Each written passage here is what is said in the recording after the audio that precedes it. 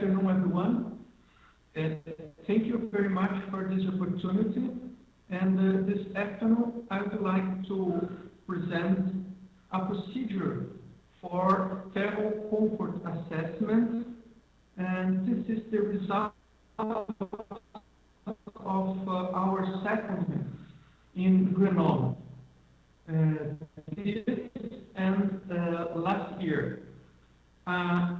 I would like to let you know that my colleague Inácio Bianchi is here taking part of this presentation as well.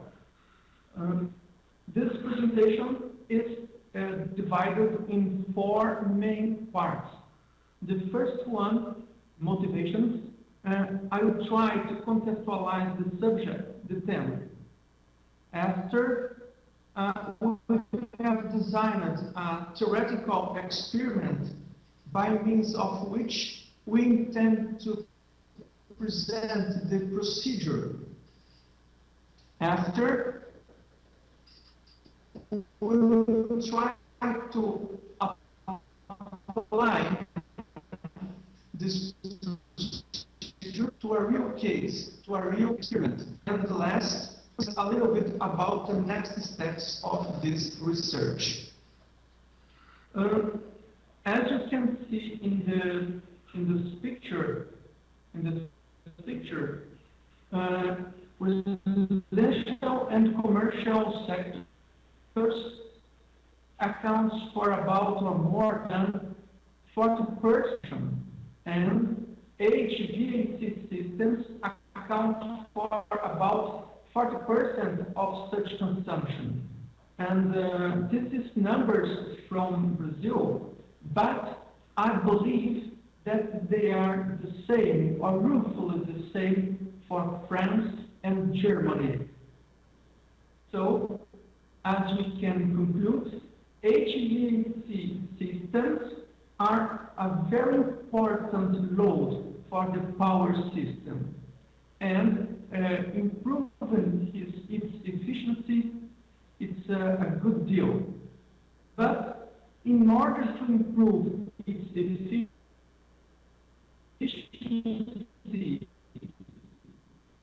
we have to improve the thermal assessment. This is the main part of this trial. And but thermal comfort assessment, it's not an easy task because it takes account a lot of factors, environmental and personal factors, as you can see here in this picture. Because of that, several of methods have been developed since the first half of last century, but most of them require lots of censoring. And we believe, according a colleague of ours from GDUELA, Professor Benoit Delichamp, that human being is the best thermal comfort sensor. So, we decided to develop a procedure for assess the thermal comfort based on the Asher scale. And we have been working on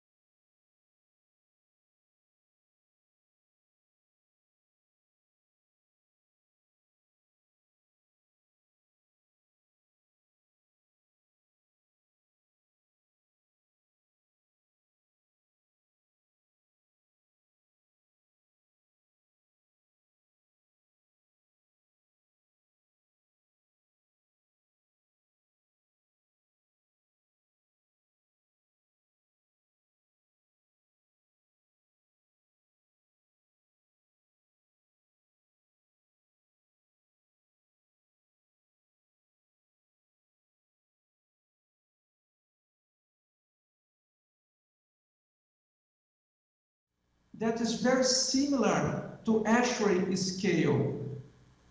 The only difference between both scales is the fact that this one starts in -10, extremely cold, and finished range from -10, extremely cold, to +10, extremely hot.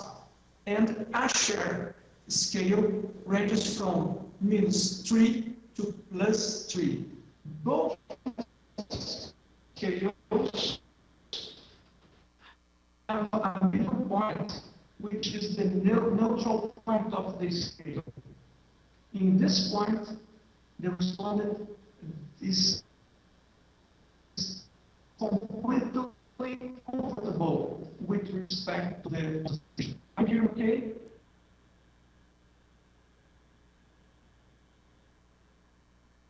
Can you hear there?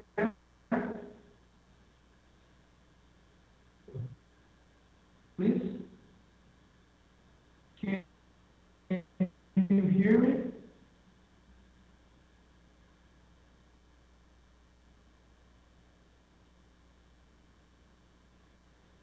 I can't hear you.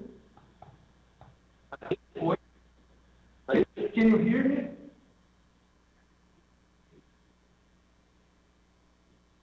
Okay. Okay. That's it. The next step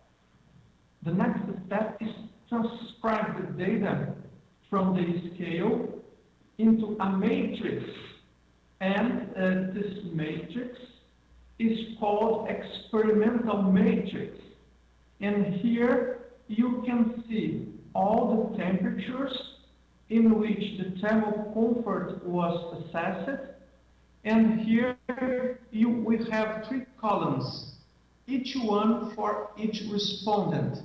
So just for understand better, you will see for 21 degrees, we have that the respondent A assigned 5.5 and the respondent B 1.0 and respondent C -1.0. This is the thermal feeling for each of them. And you can see the mean thermal feeling for each temperature. Okay?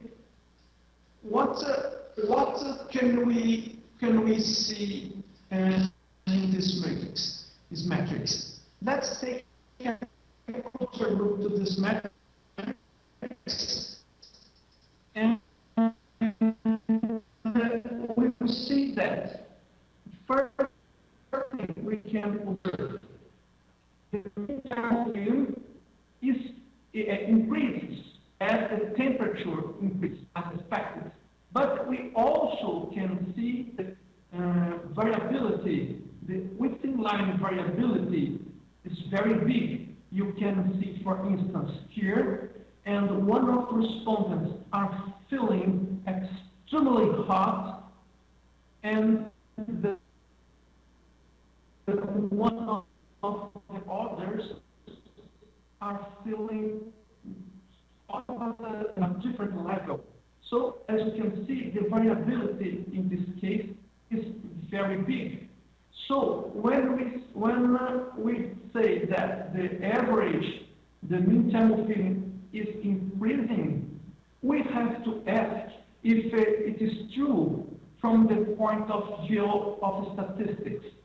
I mean, statistically speaking, these means are increasing just by effect of the temperature, or it is varying because of the variability of the responses.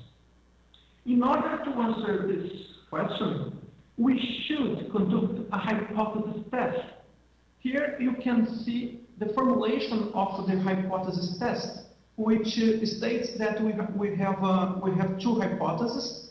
The new hypothesis is that all the means are equal from the point of view of statistics. They are statistically equal.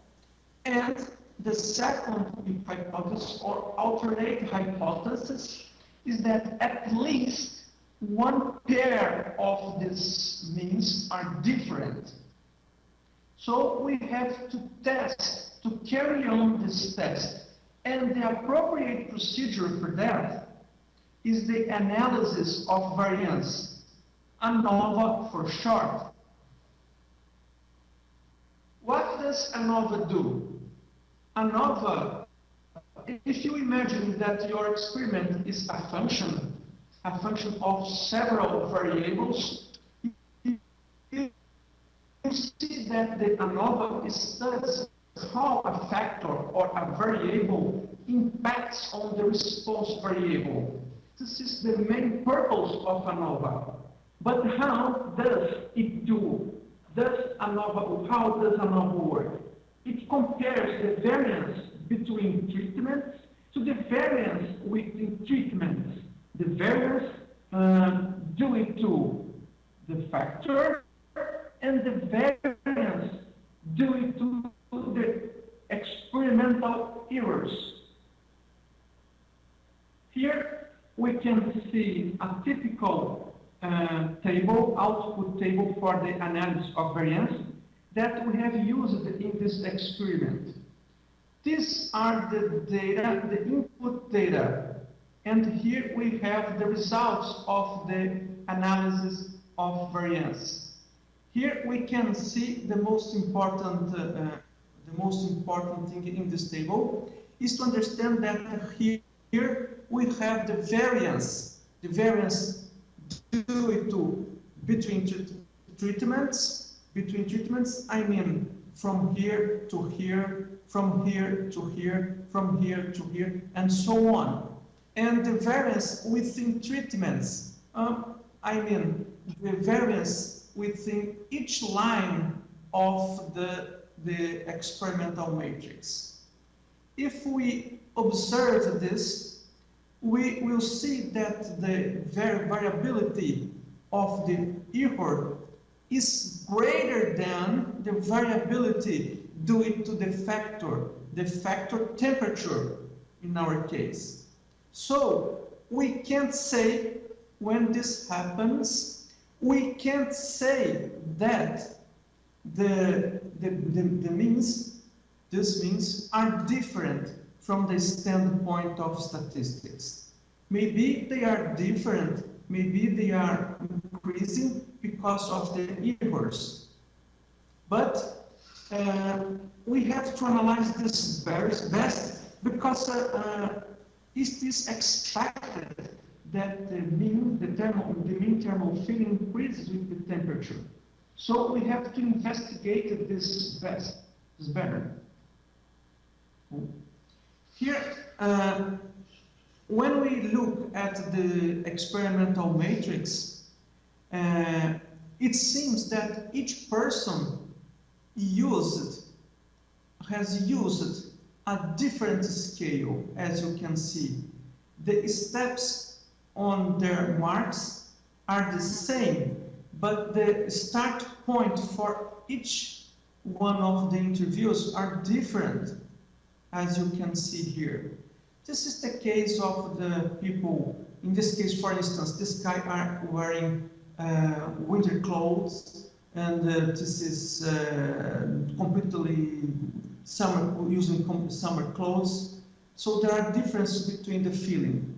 You can see here one of the lines where you can see that the variability is very big. Maybe this variability, so big like this one, increases the variability within treatment and increase more than the variability between treatment. So maybe this is the problem. So what can be done? We imagine that we have to find a way to convert all the inputs to a common scale. in order to avoid this kind of problem. And there are several procedures that can be used for such purpose. But we can investigate, we should use the data standardization because this is a standard procedure when we have data coming from different scales. What seems to be the problem here? What does it mean? What we can understand by standardized variable? A standardized variable is one variable that has a mean of 0 and a standard deviation of 1. This is a standard procedure in statistics. When you have a standardized variable, its value tells us how far it is from its mean, and this distance is set in numbers of standard deviations. So here I will show you the first data, and that I call raw data. And now it is processed to be standardized. Here you can see that when you standardize the variable for this data, you see that you put all of the respondents on the same scale.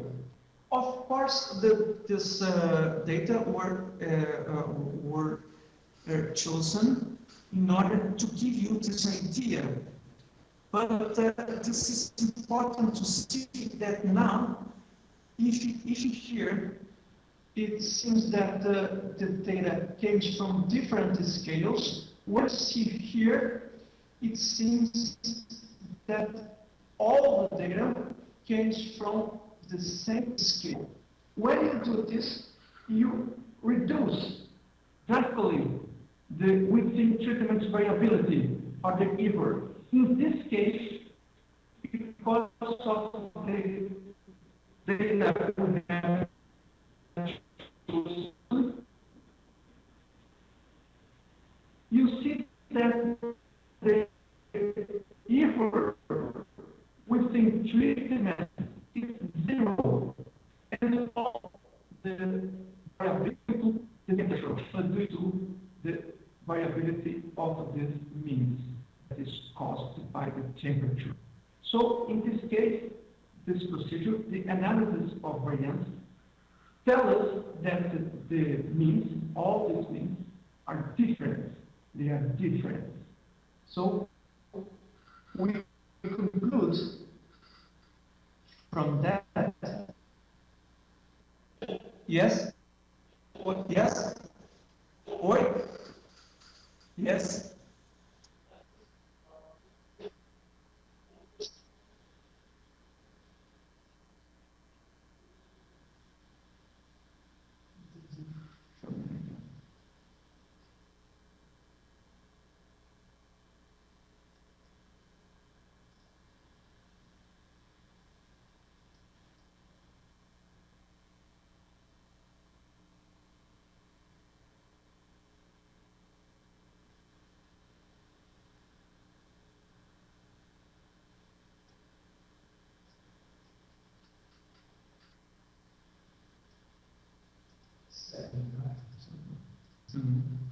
Realmente era muito grande o erro.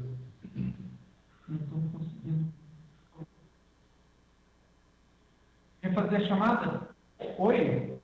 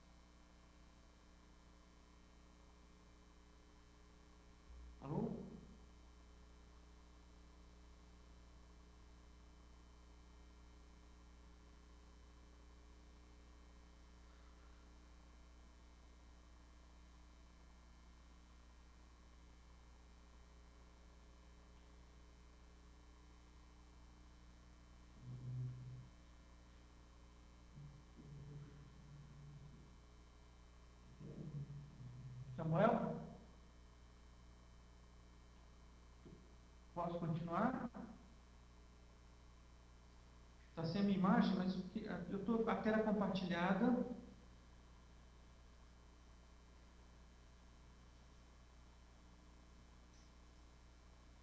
Tela compartilhada.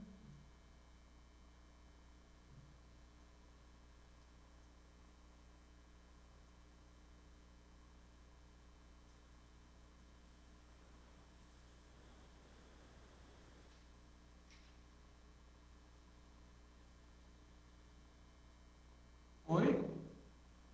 Oi? Oi?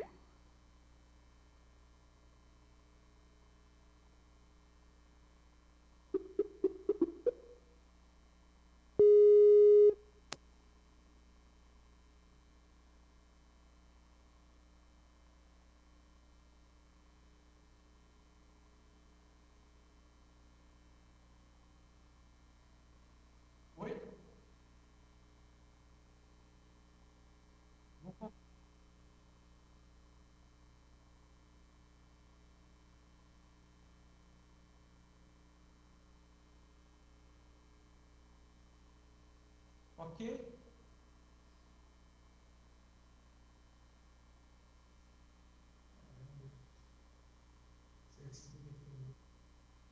Ok? Samuel, você pode me dizer se esse slide vocês conseguiram ver ou não?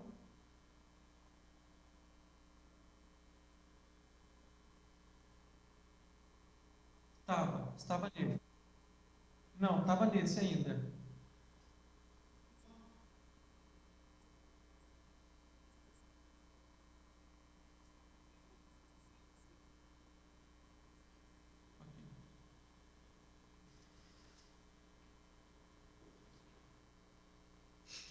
Vamos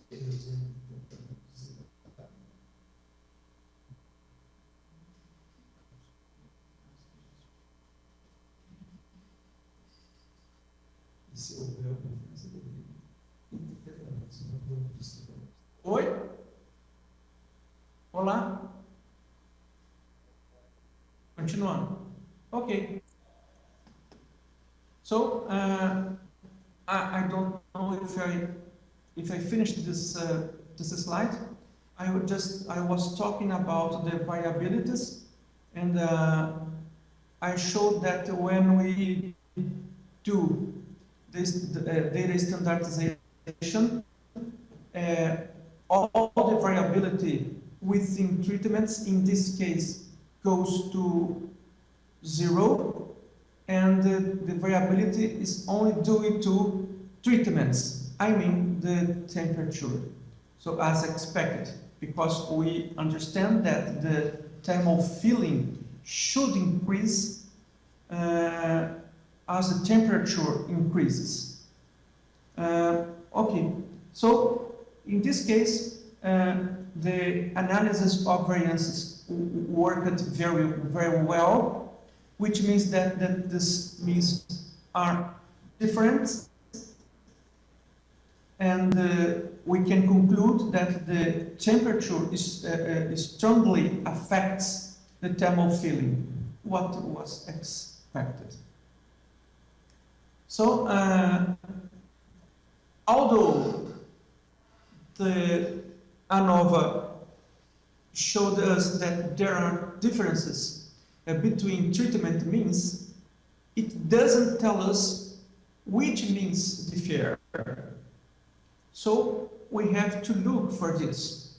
And the answer for this question is to perform multiple comparisons of treatment means. There are several procedures to do that, but our choice relies on Tukey's test because for the number of means that we have to test, it is more suitable than the others. But in this case,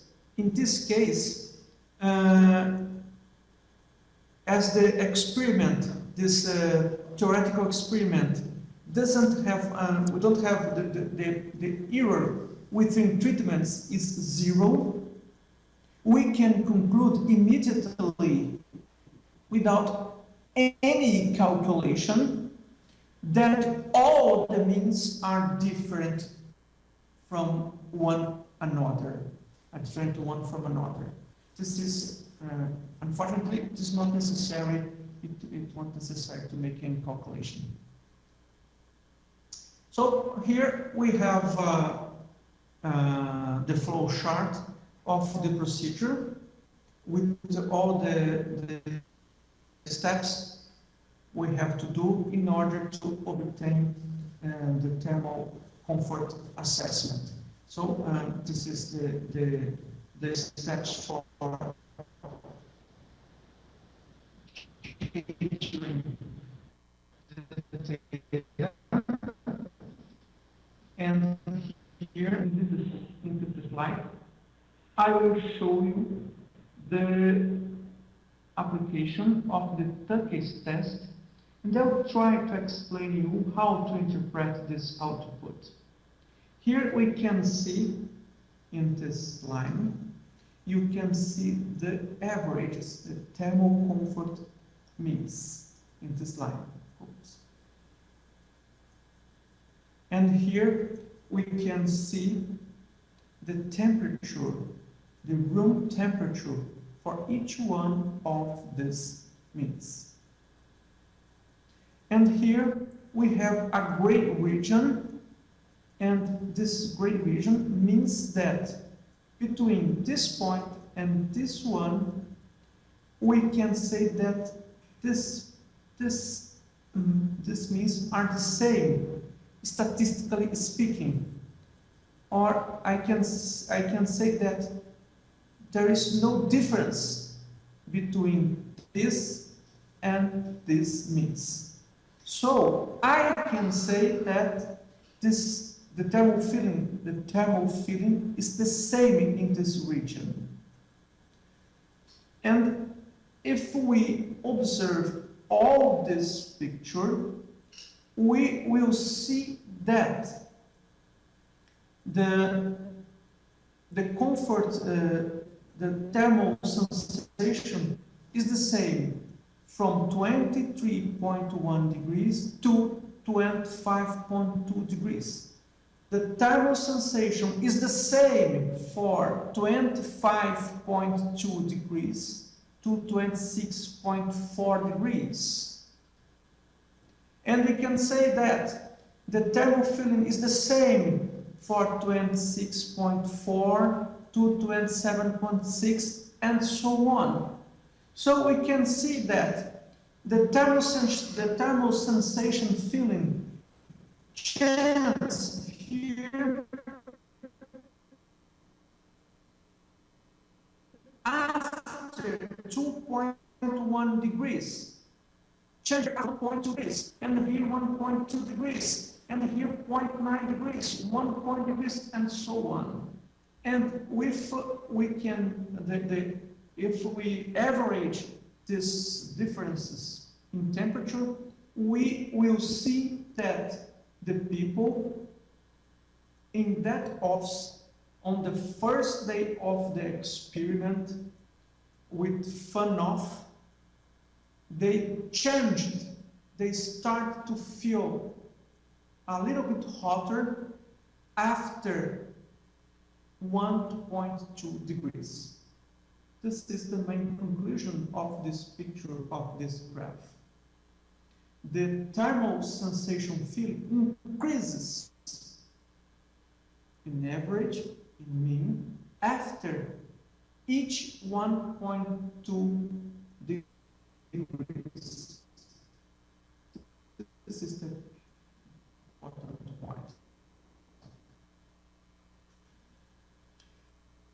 Now we will start the second day. Now let us analyze, let us investigate the data from the second day. Here we can see the raw data for the second day, and here we'll see the standardized data for the second day. If you take a closer look in this matrix, you will see that the variability here is even greater than in the previous case. So you can see this guy here are having a thermal sensation, and when the temperature increased to 27.6 degrees, it decreased, and increased again, and it reached the top of its scale of almost 3 degrees before the other respondents. So the variability here is huge. And when we standardize this data and we process the analysis of variance, we see that the variability, the variance within each line, within treatments, is even smaller than the variance between treatments. So here we can also conclude that this means are different, or at least there are one pair of them different. And because of that, we can be sure that the temperature, as expected, strongly affects this average, the thermal feeling sensation. But now, where are these differences? Here we have the output for Tucker's test. And this output is a little bit more complicated than for the previous one, because we have some intersection and different feelings because of this great variability. And in this case, we also can analyze, and we see that the thermal feeling increases if you make all the calculations. You see that here, as in the previous case, the hot sensation increases each every 1.2 degrees, the same number of the last case. So before using the data standardization, this results, this experiment led us to believe that the fan had made strongly a difference in this experiment. But using this procedure, we will see that this is not the case. Unfortunately, for this experiment, the fan didn't contribute to decrease the hot feeling. But when we studied this, this is not the purpose of this presentation, but we have made other data analysis, other experiments to understand this behavior, and we concluded that this occurred because the power of the fan was very small when compared to the power of the heating used to increase the temperature in the room. So maybe we can change this conclusion if we change the power of the fan, but we have to investigate this better. So, this is how the procedure worked, and now we can conclude this presentation by saying that in our opinion, this procedure seems to work very well, and more experiments are needed in order to improve the precision of this procedure. And to do that, we imagine that the data catering scheme should be improved. And here we have to say that we have developed in the Renewable a system, a computerized system, to ask this thermal sensation for the users or the inhabitants of cluster habitat, that from time to time the computer, the workstation sends a message on the screen, and they are invited to answer how they are feeling with respect to thermal comfort. And the next step is to prototype an HVAC system with the humans in the loop, instead of making all the control based on sensor variables like humidity, CO2, and temperature, and the airspeed, and so on. You can include or can change or can move to the occupant thermal feeling. But this is for future. We have to do more many steps between where we intend to reach in the future. And maybe Fred can tell you about our future plans if he desires. And this is all for now. This is what we had to present for you. And we thank you very much, and we'll be glad to answer any question you have for us. Thank you very much for your attention. Thank you very, very much for your attention.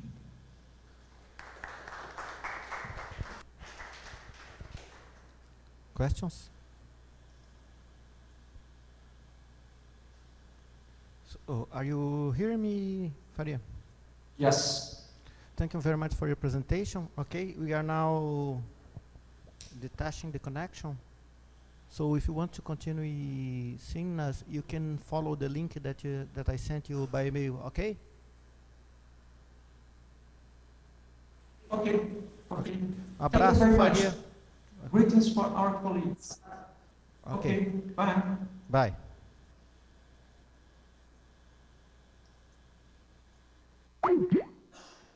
Okay. I need to copy all the presentations for the next presentation. So I guess that we have 10 minutes to get a coffee outside, and during this time I can copy your presentations.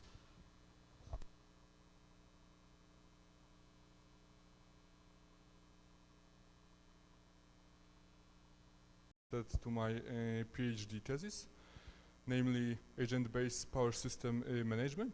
And during this presentation, I will try to present and explain a use case which is connected with voltage control.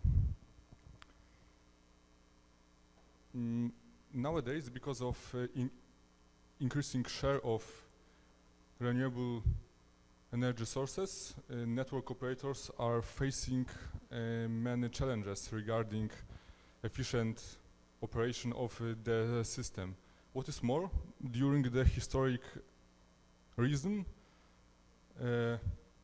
few years ago, not each generation unit or the generators has been equipped with measurement devices, which means network operator didn't know about actual state of generation, and they didn't know what is the state in the given node. Nowadays, because we have many of distributed generation, and because not each generation has measurement devices, network operator needs to estimate what is going on in the network, what each generation is producing, and this created some challenges regarding efficient control of the system. And the approach which can be used to simulate the behavior of each participant in the network, to model information flow between them, are multi-agent systems.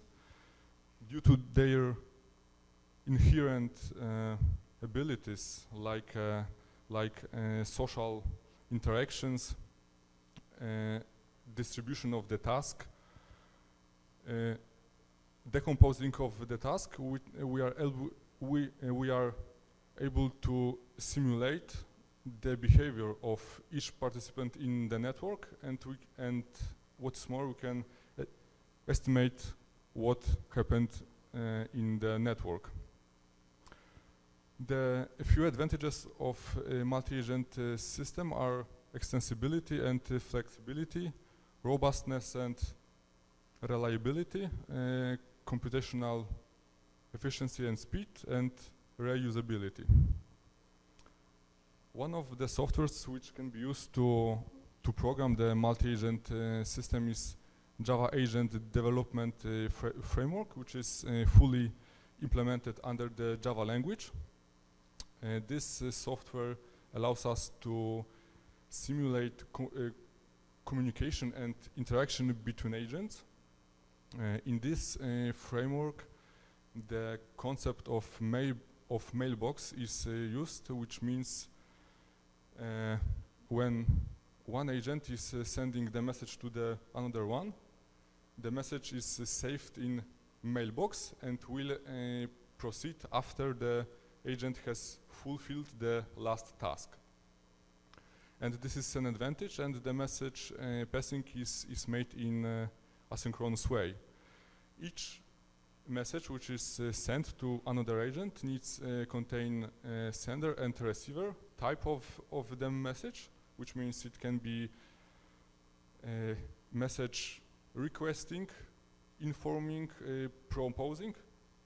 It depends what we want to pass, the content of information, and conversation ID. After the message has received, after the agent has received the message, he's proceeding some tasks which are called behaviors. Depending on the complexity of the system, the behaviors can be more or less or complex. Some of behaviors we can see on the picture.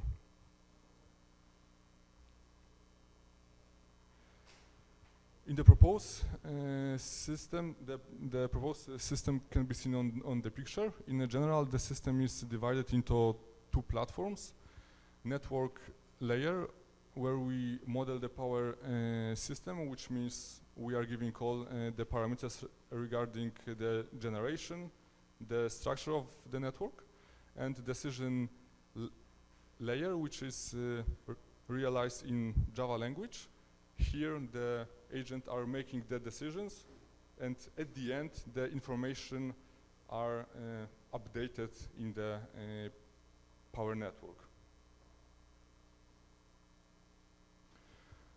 Here we can see in details the interactions between DG agent and moderator agent. Because in the network we can expect that not all measurements are available. Some of them are calculated, and here on the picture we can see the example of thing that to the moderator agent the measurements like current, active and reactive power is sent, and moderator agent send back to the DG agent information about actual voltage. What is more, each agent has access to the optimization functions which allows us to calculate the new operation point.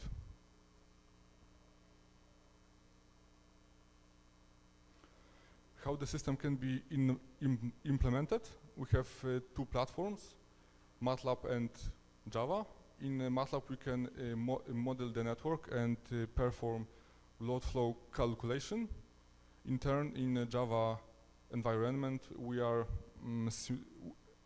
simulating interaction between agents, and through this toolbox for agents, the decision making is performed.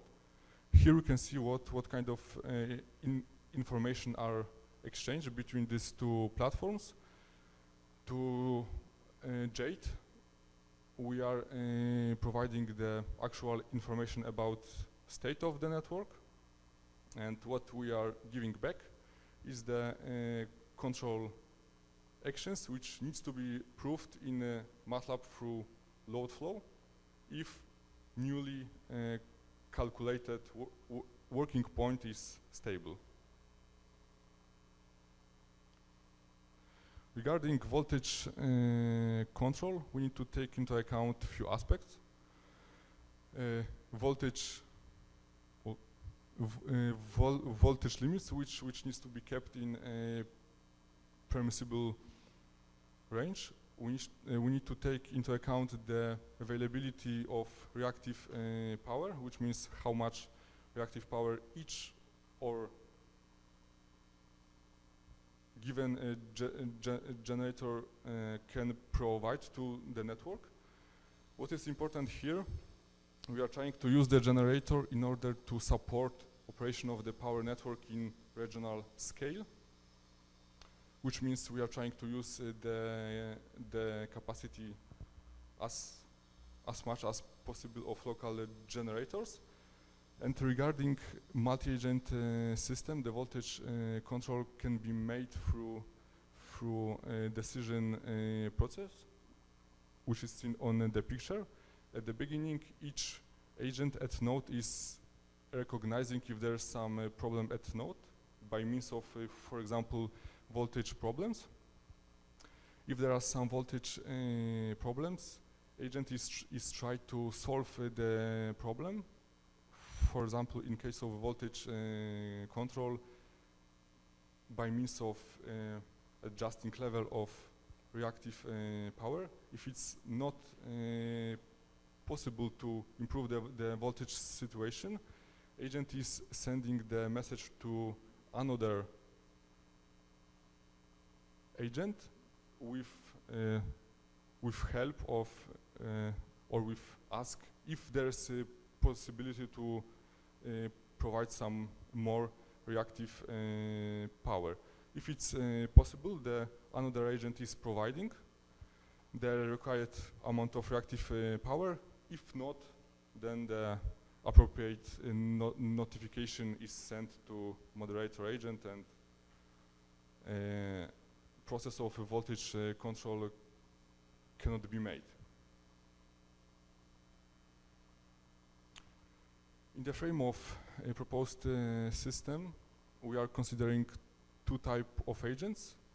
A moderator agent, which is managing operation of the whole network. Here you can see the block diagram of this agent. First of all, he's trying to find all registered agents in the system. Then he's receiving information about from the particular DJ agents regarding current active and reactive power. He's preparing the data sent to MATLAB. In MATLAB, the load flow calculation is done. Then he received the voltage and sent to the particular agents.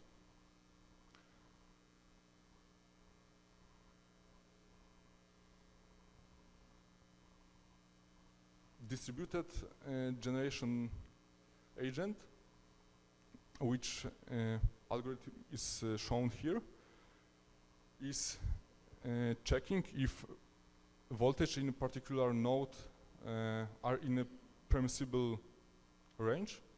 They are then calculating the difference of the voltage.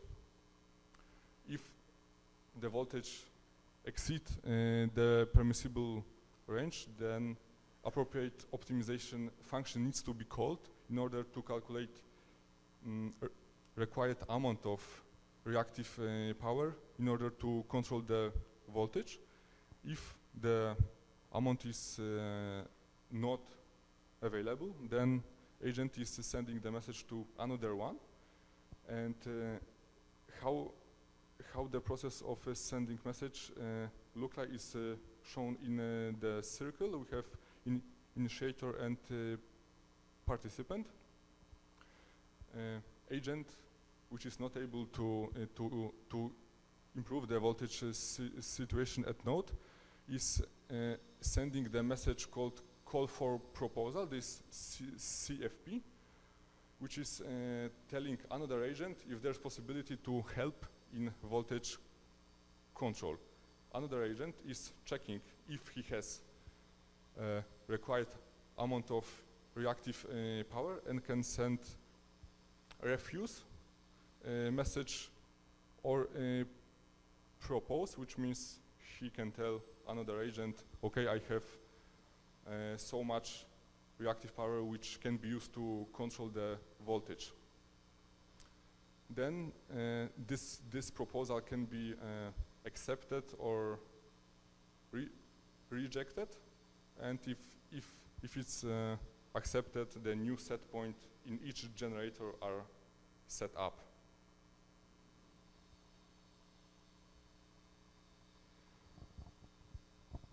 The general control algorithm of the whole system is shown in the picture. First of all, as I said, the problem needs to be recognized by means of values of voltages in the power system. Then each agent, if there's some problem, is trying to solve the problem. If it's not possible, then the appropriate message needs to be sent to neighboring agents. The results are then sent to moderator agent in order to check the newly calculated set points.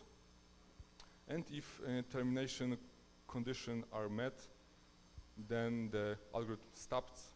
If not, the sensitivity coefficients from the Jacobi matrix are updated and sent to the agents, and the new iteration starts from the beginning.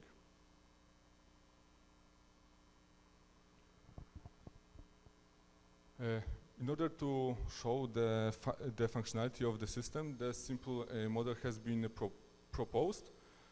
We have here three nodes where we have some generation and loads. Generation at node B and C can be controllable, and in a node A we have some aggregation of load and generation. The detailed data are shown in the table, because during normal operation of the network we have no voltage problems. Some overvoltage has been artificially initiated by means of putting some additional generation at node C, and on the diagram we can see through the green line that the voltage at node C has exceed its permissible values. During the agent interaction, we have found some solution, and what we can see here at the beginning, the new set point of agent C is set up, but because of this agent at node C doesn't have enough reactive power to control the voltage, he sent the message to agent residing at node B, and here we can see the negotiations between agent, and at the end the new set point of junction B is set up and the process of voltage control is done. And the value of voltage is below the limit.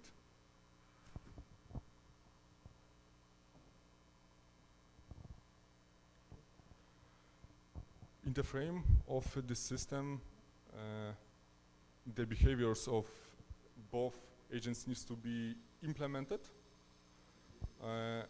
What additional aspects needs to be considered in the frame of my work is congestion management and grid restoration. In this case, we will have another task for agents, different algorithm which needs to be implemented, and of course, at the end, some simulation of use cases needs to be done. Thank you for your attention.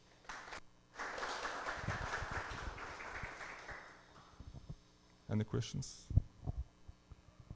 Questions? No questions? Thank you very much, Mr. Trojan.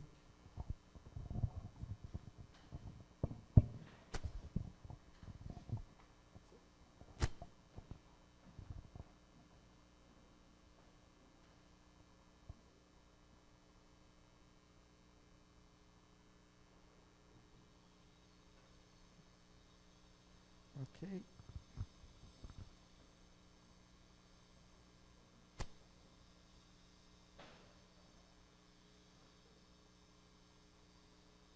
No. Yes, I got the one here.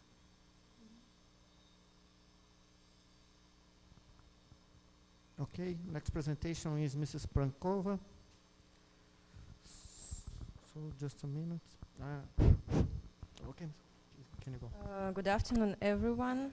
The topic of my presentation is the tariff structure comparison in Brazil, Germany, and in France.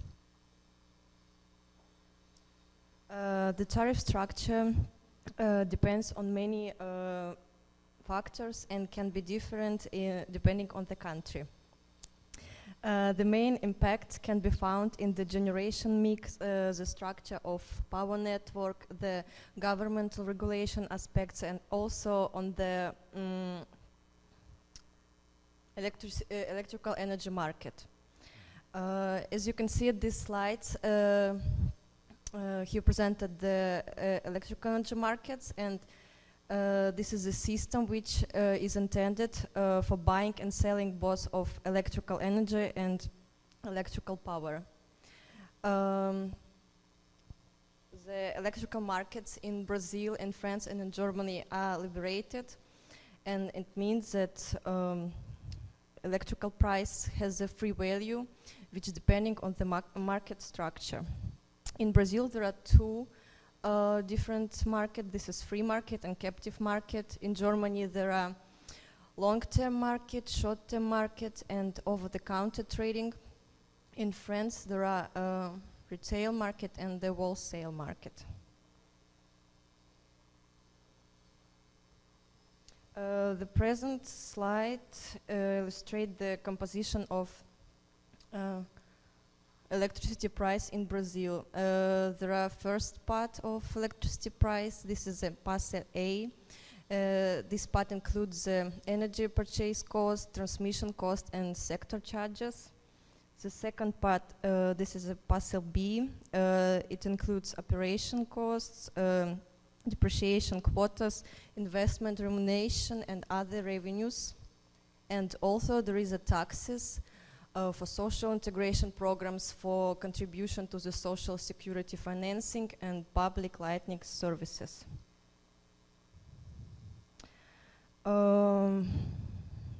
Brazilian tariff system has one feature. It's called the tariff modality, and depending on the consumption type, different modalities of electrical energy tariff can be used.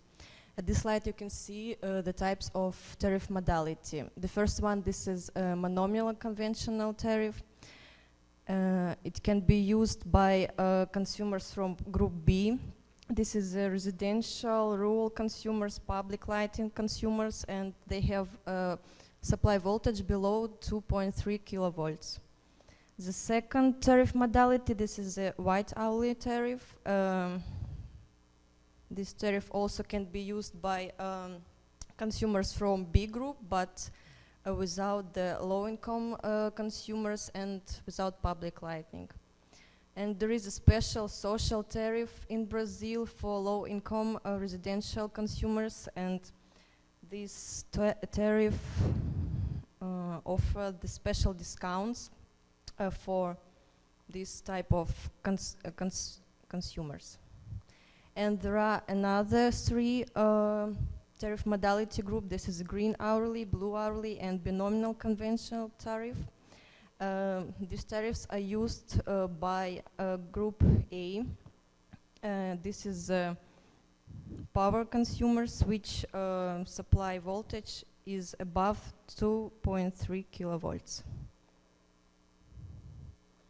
Now I would like to say a few words about the Germany electricity pricing.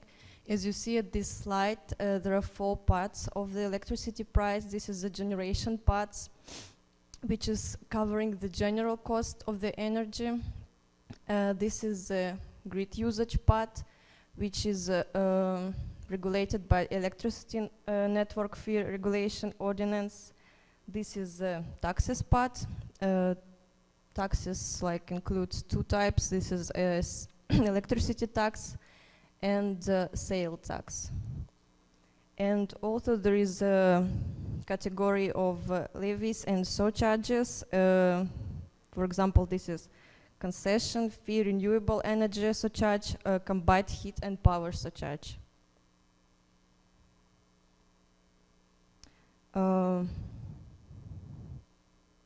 At this slide, you can see the typical composition of electricity tariff in Germany for residential and industrial consumers.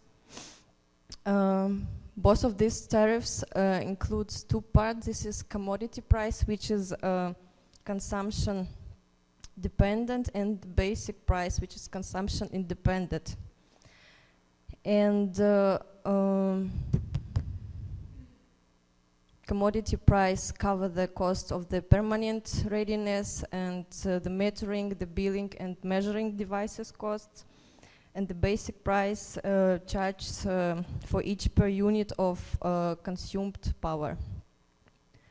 The price of electricity in Germany is subject of an unequal distribution, and the main reason of it is different generation in the different generation mix and composition in different regions.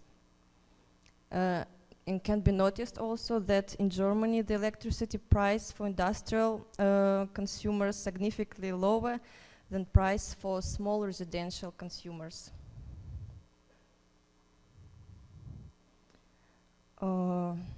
Now about the France electricity pricing.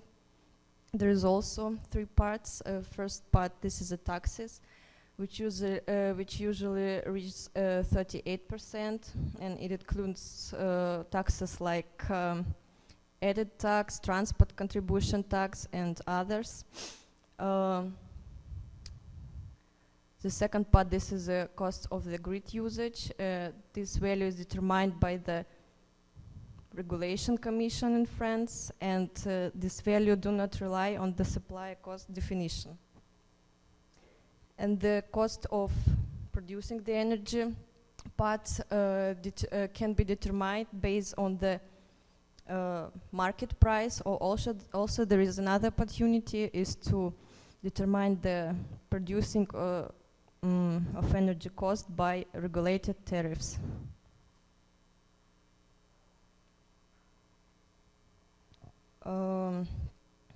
Regulated tariffs principle of work based on the that generation cost can be estimated based on the consumer's technical specification.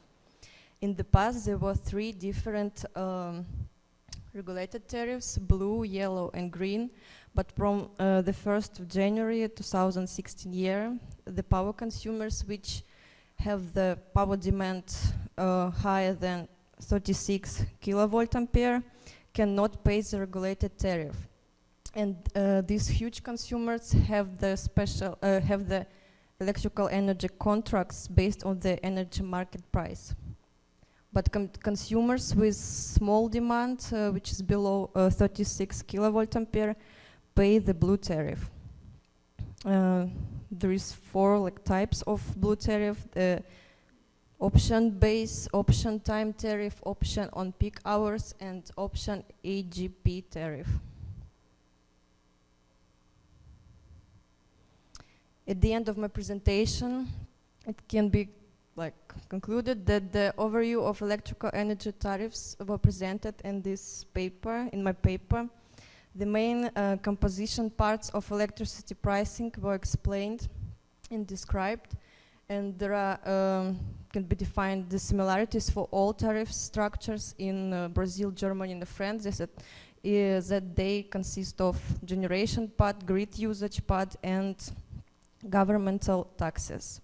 But still, the different percent composition of these 3 parts, each country has different percent composition of all these parts. Thanks for your attention. If you have any questions.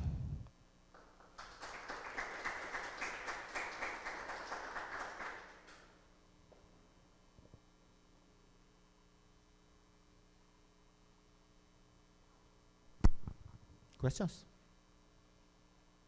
No? Let's go ahead. Thank you very much, Ms. Cotta.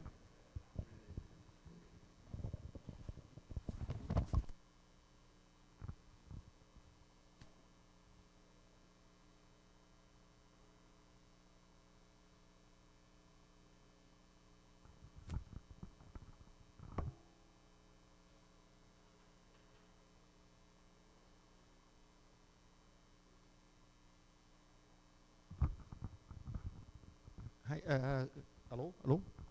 Hi. We changed it to, oops, sorry.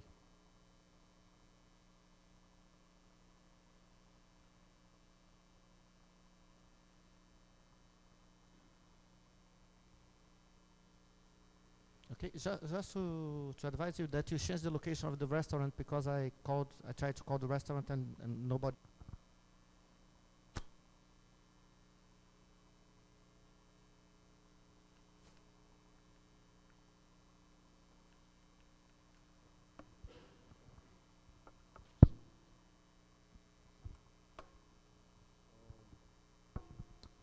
Good afternoon, everyone. I don't remember if all of you were here yesterday, but I will present myself again. So my name is José Otávio. I'm a PhD student in Federal University of Santa Catarina. I've worked in the ELECON project from April to September in D2 laboratory in France. The title of our work is Modelization of Microgrids using Modelica and FMU for the integration of smart buildings in smart grids. So first of all, I'll make a brief introduction about the Greener Smart Building and the demonstrator platform, which is the platform that we use to develop studies there. I'll also show the simulation that we made, the results and the conclusions about our work. So the Greener is the Grenoble Energy Educational Building. It's a smart building constructed with the most innovative technology and about energy efficiency. The electrical and thermal power consumption of the whole building is measured and driven efficiently and automated. So we have an expert system to manage all the features of the building, and we also have a monitoring system, so we can monitorate all the plug consumptions, lights consumptions, and climatization consumptions. This building is intended to have some distributed energy resources, which are 2 wind powers in the roof of the building, powered of 1 kilowatts each. Also a PV power on the roof of the building with a power about around 12 kilowatts. A set of PV power on the roof of the bicycle parking, which is down here. Flexible loads, so electrical cars and schedulable loads. Batteries and the CHP generator, which is placed inside the building.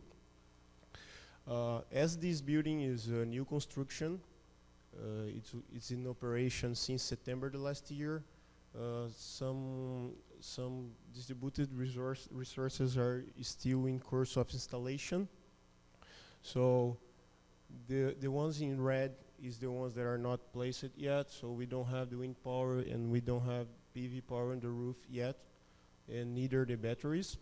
We have just for the electric cars, we have just one electric cars here, and the CHP generator is not connected to the grid yet. It's in test phase, but it's already working.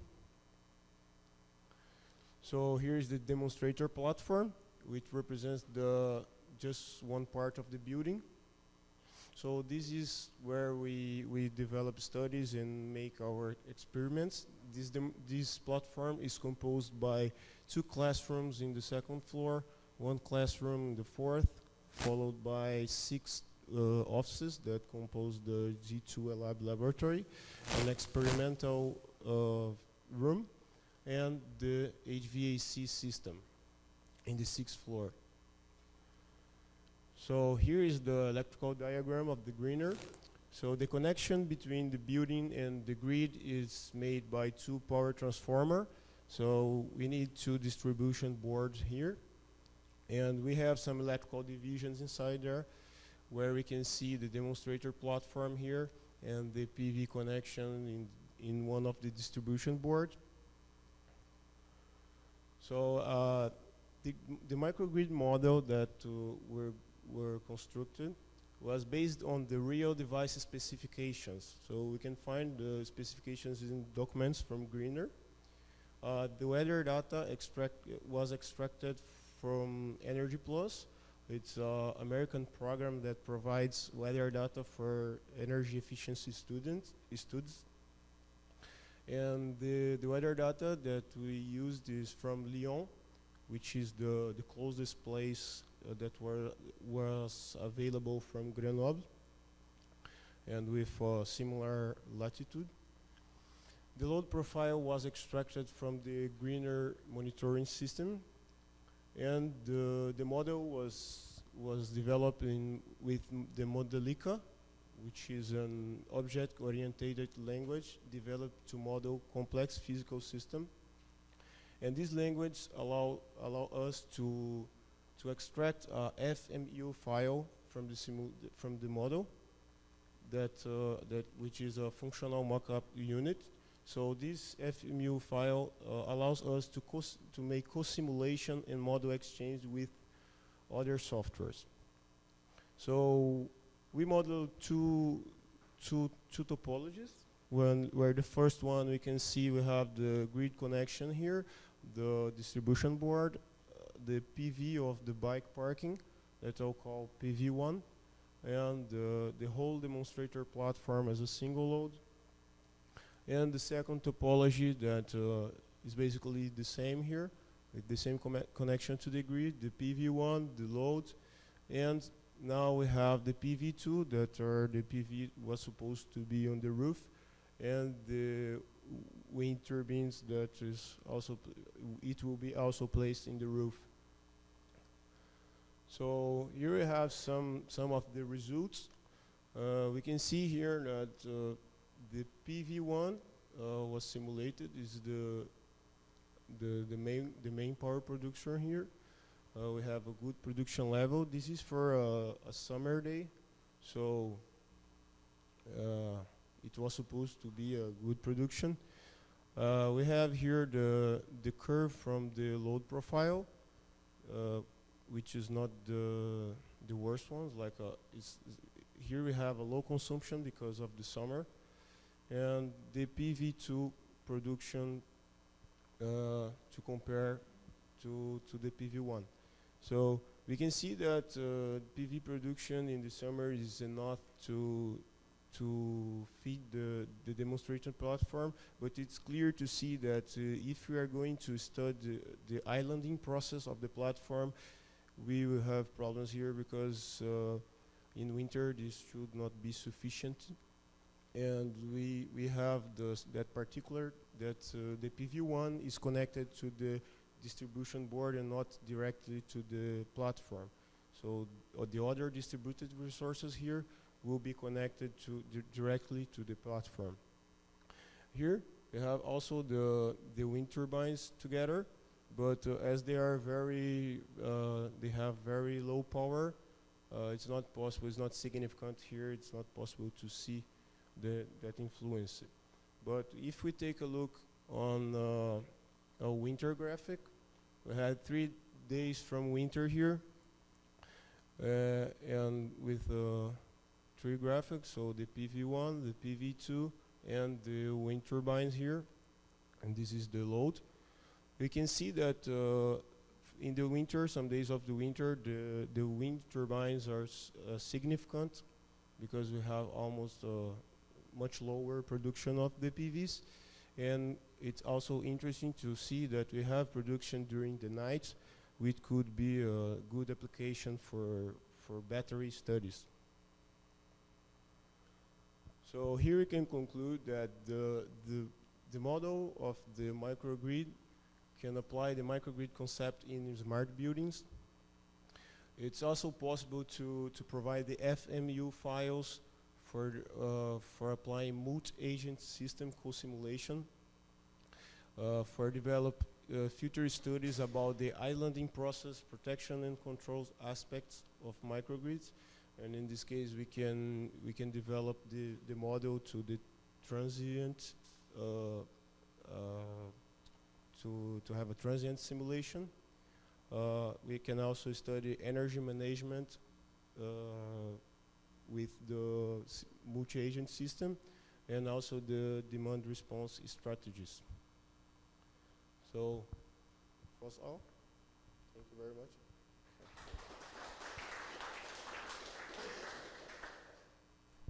Questions? I have one. All the data that you show is measured data, okay? It's simulated. Could you explain better or give more details about how did you simulate the consumption profile? The consumption profile? Yeah. In the model, we can, yeah, of course. The consumption is the only thing that's measured, that it is extracted from the platform. So it's an input in the model. So I put a load profile there, that is this one, and then you simulate everything to see. And also the weather, it's input. Like we don't have the meteorological station working yet, but when it's working, it's possible to make a simulation with the real local data, because this is weather data from Lyon, which is not. It's close, but not very similar. We have a lot of particularities. In the paper, I made a comparison between the PV production of the PV real production and the simulated. So we have big differences between the weather is not the same. But another small thing. Can you show again the wind production? The wind production? Yeah. The wind production is. It's very small. Yeah. 0.2. Yeah, it's kilowatts. Kilowatts. Yeah. Oh, okay. So yeah, because we. Okay. No, because in the previous slides it said that it's 2 kilowatts, but I didn't see the. Yeah. No, because because that's okay. In summer, no problem. In summer we have very big production, but in winter is like much less. So Thank you. scale is different.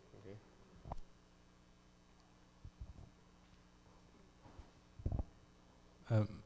I have a comment. It's not a question to José, that I want to thanks for this job in which he has introduced some point, which is Modelica on FMU, and I wanted to have maybe a small discussion with Zita or the German colleague that has presented the agent approach. I see that the agent the multi-agent approach is promoted by you, by others for the simulation of grids. And on the other side, there are those proposals of standards between Modelica, FMU, that are especially very promoted in the community around buildings. We saw this morning, this energy positive building. There is a very active community around positive energy building, derived by the Americans of Berkeley, that try to promote those standards like Modelica on FMU for creating models, standard of models, and normally those models could be included in multi-agent architecture. Do you is this known by you? Is this something that exists in the multi-agent community that you seems integrated, or it is something new from your point of view?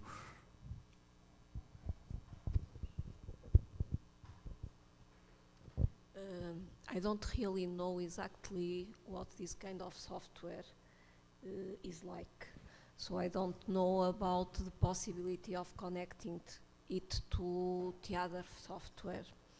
The multi-agent approach that we use can be connected with other softwares if they are open enough for that.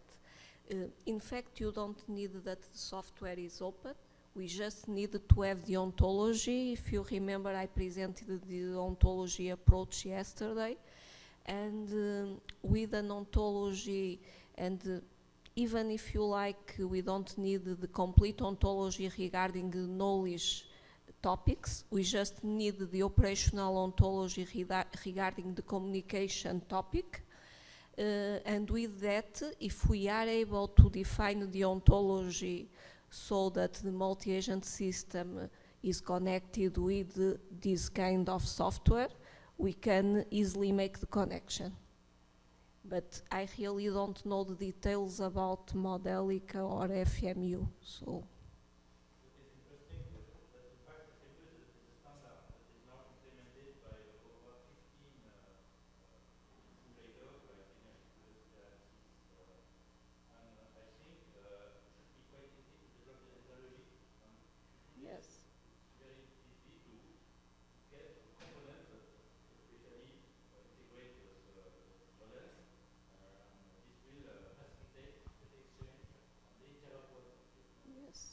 Because exactly the development of the ontologies, it is, yes, and it is a way to provide, to ensure the interoperability of systems.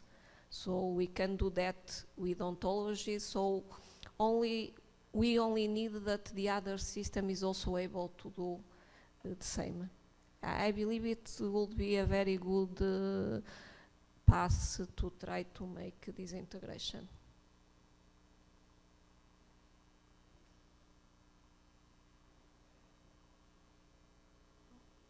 About your multi-agent, no? Okay, just a minute.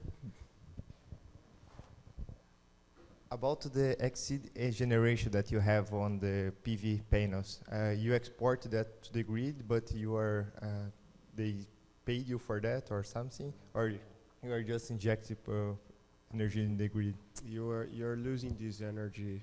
Here you can see that we lose a lot of energy because in French law does not allow you to sell energy for the grid unless you are a producer. So this is a building that has not this purpose. It's not a building for selling energy, so it's not possible. Everything that is produced more than you need, it's given to the grid for free. So that's an interesting point that we look to study about batteries here. Okay. Yeah. Any more questions? Thank you, José Otávio.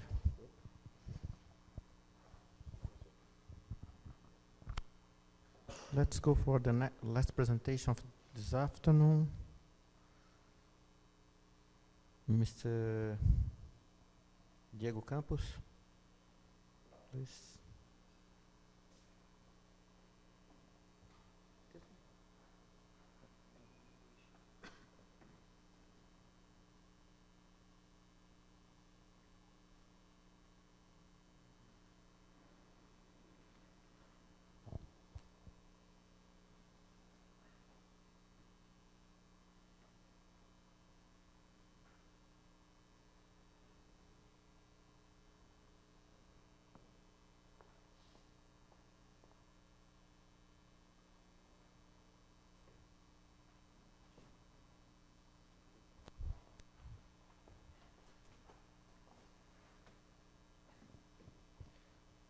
Good afternoon, everyone. My name is Diego.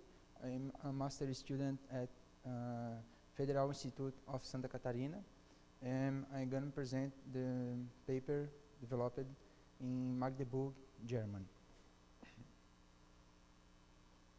So the paper is about optimal tariff system for integration of distributed research based on comparison of Brazil and German systems. Agenda, this presentation is motivation, the tariff structure of residential consumers in Brazil, the Brazilian white tariff, applying the white tariff in the German load profile, and conclusions. Motivation. In German, during the day, energy is cheaper because renewable energy generation, but sometimes it's often necessary to turn off some renewable power due to power system congestion problems. In that case, the utility pays a value for turn it off, increasing the tariff price. And in the evening, the renewable energy generation is reduced by natural conditions like sun and wind. And for keep energy supply, other sources are necessary, like a coal power plant, increasing the tariff price. The tariff structure of residential consumers in Brazil. So the consumers are classified in two groups. Group A, which voltage level greater or equal to 2.0 kilovolts, and subdivided in 6 subgroups, and group B, that's voltage level lower than 2.3 kilovolts, and group B is subdivided into residential, rural, other classes, and public lighting. So the focus this paper is the group B, can be choose between two modality tariff. It's a conventional tariff, pay one value for depends of hour of use, and the other seasonal that pay a different tariff price during the day. The Brazilian white tariff. So it's applied to consumer units of group B, and consumer pay different values, and the goals is decreasing the peak consumptions and reduce the investment of expansions and cost with maintenance. So the white tariff on weekdays has 3 different levels. The first one, peak period, it has 3 consecutive hours settled by the utility and approved by regulatory agents. And during this period, the consumers pay 5 times more than off-peak period here. And the blue line is the conventional tariff. So intermediary period is the 1 hour immediately before and 1 hour immediately after the peak period. And consumers pay 3 times more than off-peak period. So the complementary hours and on Saturdays, Sundays, and holidays, the consumers pay off-peak period. That is a product of conventional tariff and KZ factor. KZ factor represents the proportional relations between the price of conventional and white tariff. Each load profile has their KZ factor. It's called KZ intrinsic, and the utility can define a value for KZ depending on the characteristics of its consumers. So applying the white tariff in German load profile. Here in pink line we have the load profile for the season, summer season, and in blue line for transition time, and in orange the winter time. And behind in gray we have the white tariff. This case was choose the peak period between 6 and 9 p.m.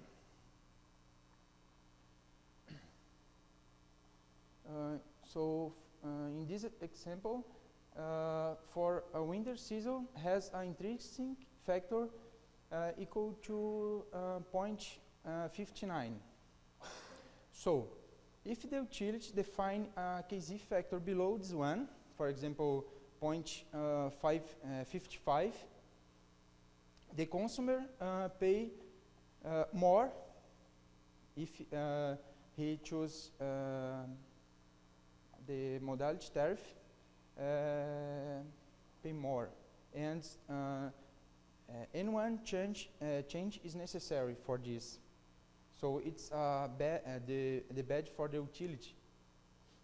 So in this case, it's the KZ factors set by utility has the it's equal to the intrinsic factor for winter season. So the consumer, if no change in your habits, pay the same value for both tariff. And if the, for example, utility set KZ factor for 0.65, the consumer pay more for if he choose the white tariff.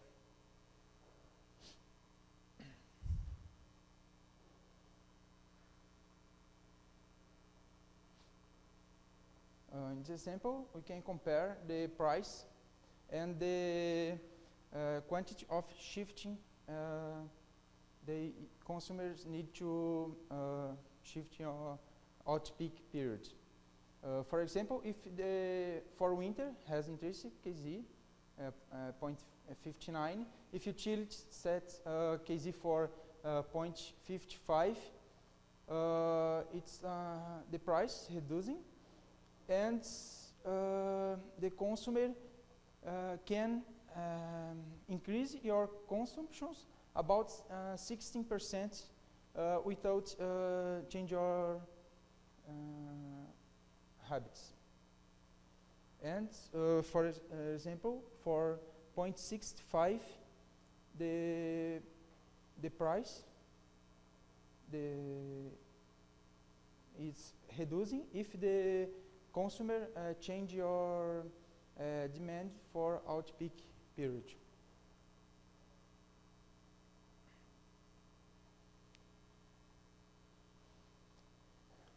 Here, the chart showed person by households in 2014 was about 40 million people, and 41% of households has one person, and 34% has two persons by households.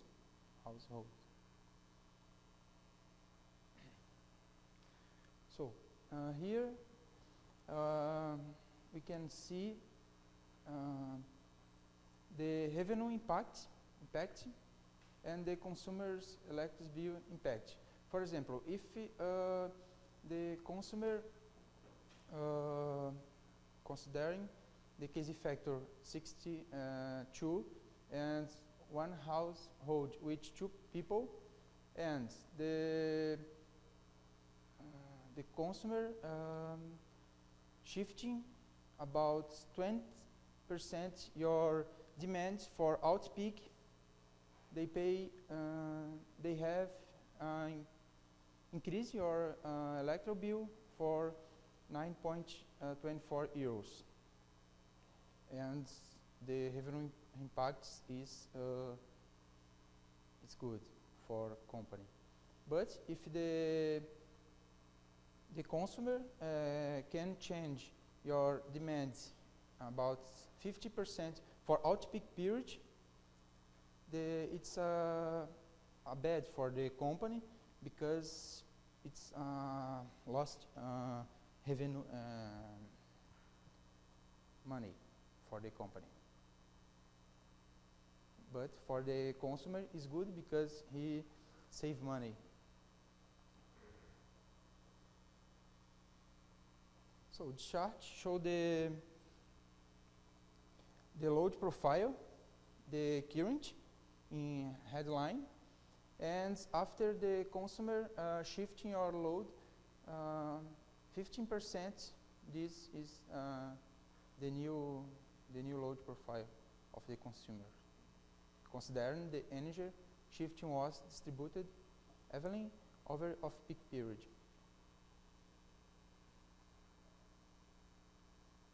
So the white tariff encouraged the consumer to change his consumptions for off-peak period.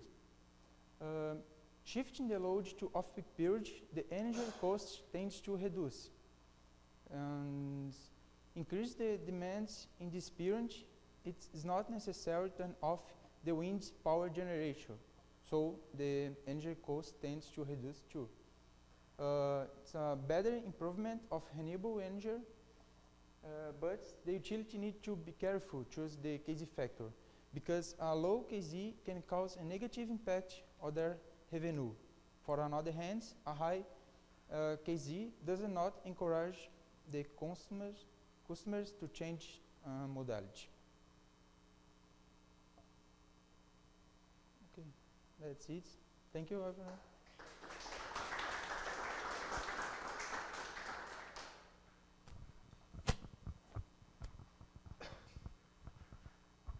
I have 2 questions.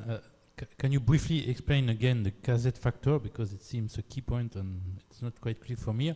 And the second question, how do you get your results? It's simulations, it's from data coming from the company. How do you, what is the method for evaluating the impact of this KZ factor?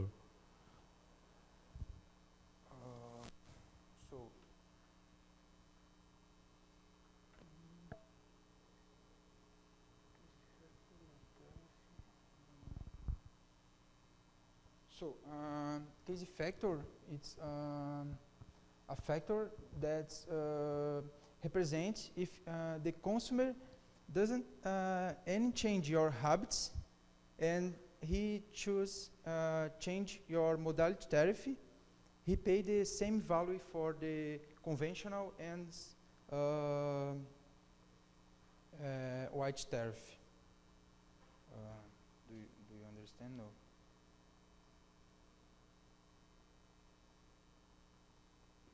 Okay, we'll discuss together, because I want to understand and I do not really understand. The other question is, how do you obtain the results? Because you show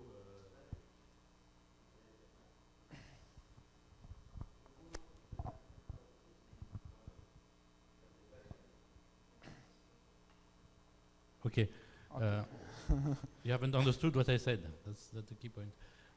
How do you get the result you show? You show that with a KZ factor of 0.62, you get a reduction of 15% of the peak demand. How do you get this result? Okay, in my paper has equations for you calculation the KZ factor.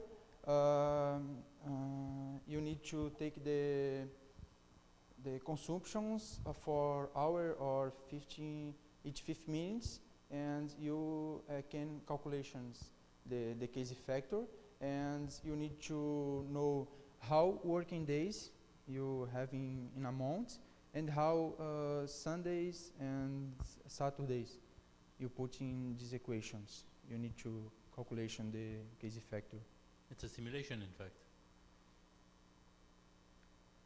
You're doing with those hypotheses a simulation. Yeah. The load profile? Yes. No, the load profile for the consumers in German, I take on the paper ELECON, paper of Andrea. It's published in ELECON website. Okay, but I haven't read it, so.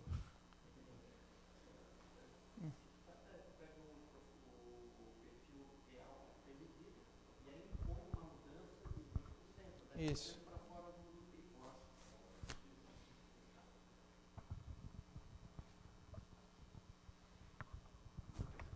Any more questions? I have one question. Could you please put the conclusions slide in the screen? Yes.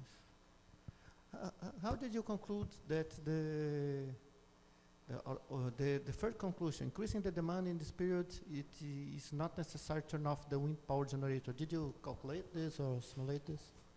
So The third one. the first, How do you know that you... the white tariff encourage? No. How do you know that that this is true? Did you calculate that there is wind power during this period that can be expanded or not? Increase the demand in this period is not necessary. I don't calculation this, so because if you shifting your demand out peak peak period for out peak period, you have more power, and you don't need to turn off the enable the wind power generator, for example. Okay, you know that during the out-peak hours, we have more wind power generation than you are consuming, okay? Okay. So you are, it's not a conclusion yet, okay?